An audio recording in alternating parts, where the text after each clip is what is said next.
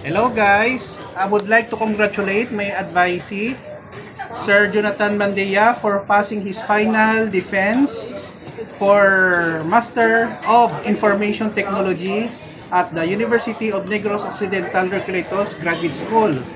I am his advisor in the program. Congratulations, Sir Jonathan. What is the title of your capstone paper, Sir Jo? It's a faculty performance-based evaluation system with data graph analysis.